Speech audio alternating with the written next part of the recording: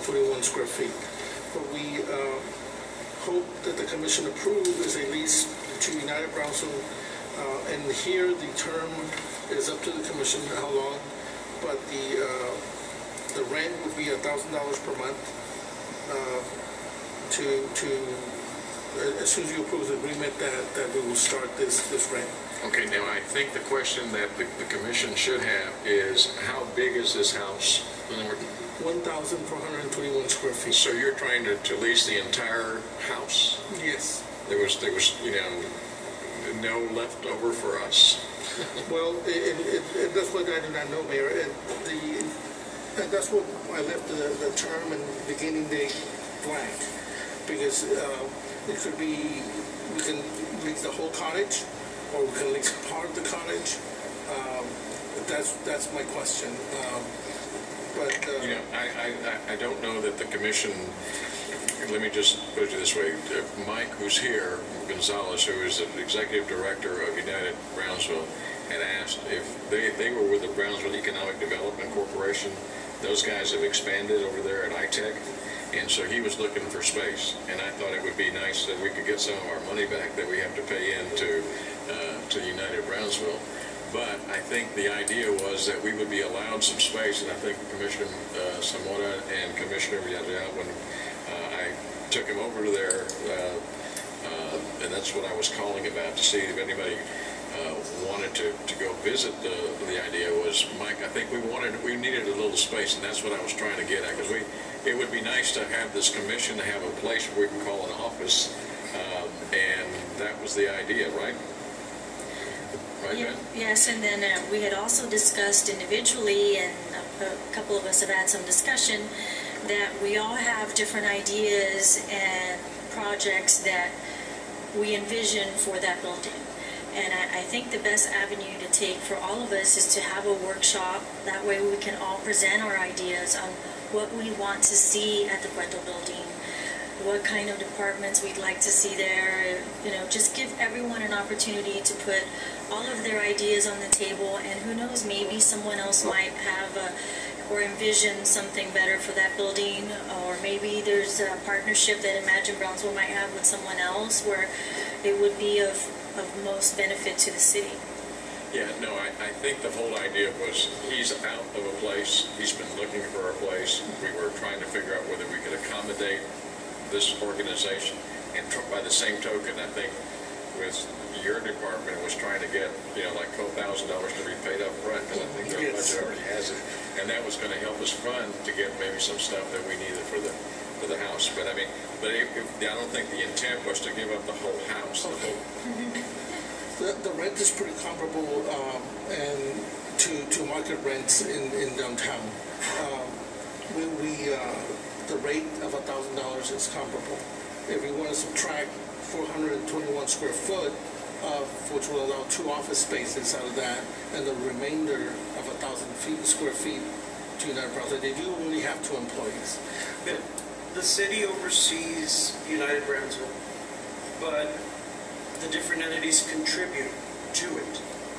Now, in the process of finding United Brownsville, its director and his staff, a home, have the other entities been notified that United Brownsville director and staff will be paying rent to the city of Brownsville? We're talking about the other entities that fund United Brownsville. Correct. I guess that's a question for the director. Okay.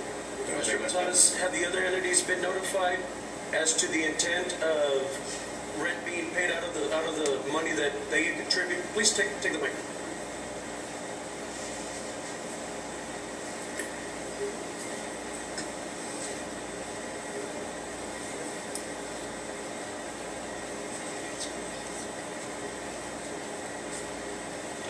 Mike Gonzalez, Executive Director, United Brownsville.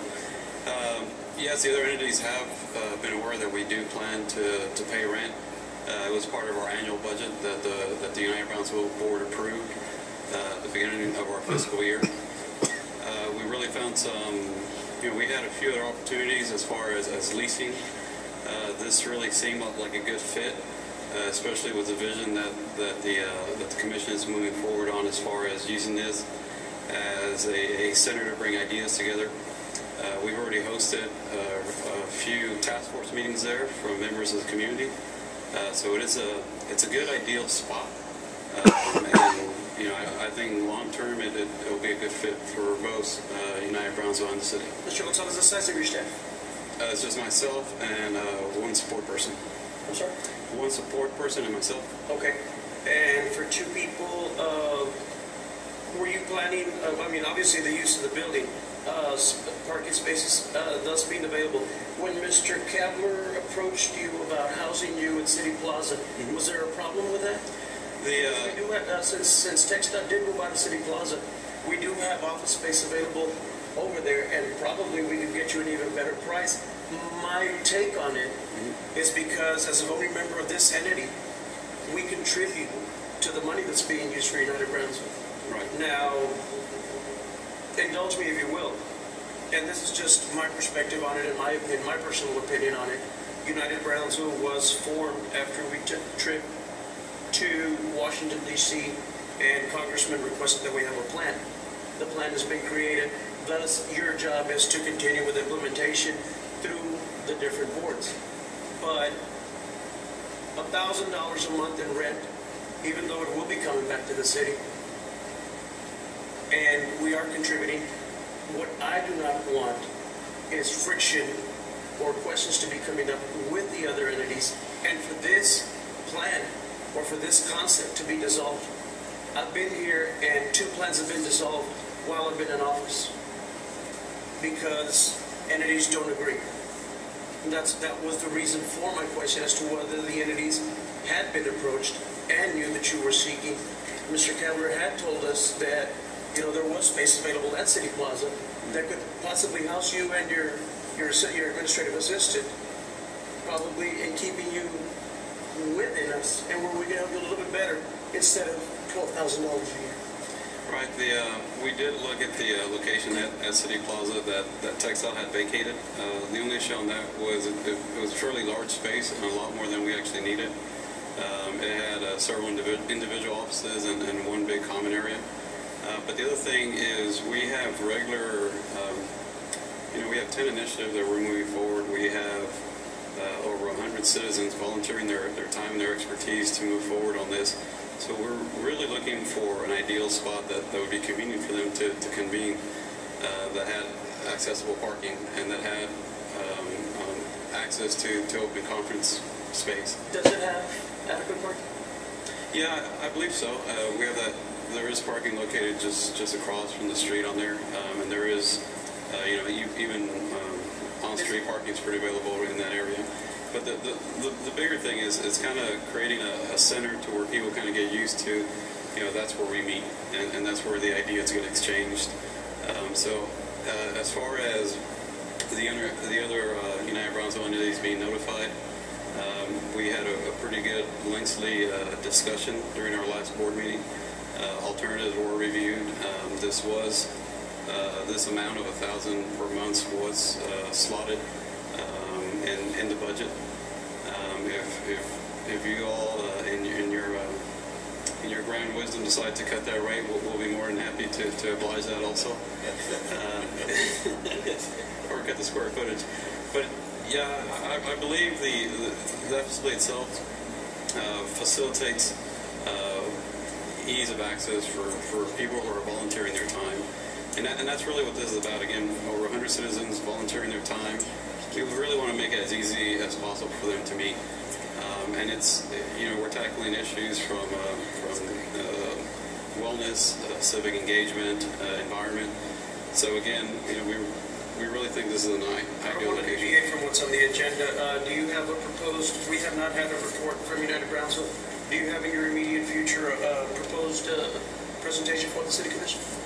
Yeah, in fact, we did send out invitations. We've kind of changed the structure a little bit of the United Brownsville meetings. We have monthly meetings.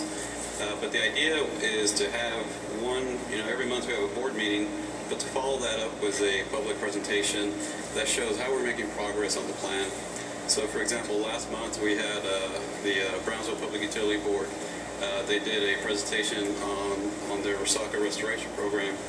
And those, we did send invites to not just the United Brownsville board, but to all the boards of all our entities, and as well as all the task forces. So that's an open invitation. We're going to do that every month so that we can have some real good dialogue. And the key on that one was pretty simple, is even though the recycle restoration program is a PUB project, it's something that impacts everybody, and it's something that other entities can add projects to really bring benefit to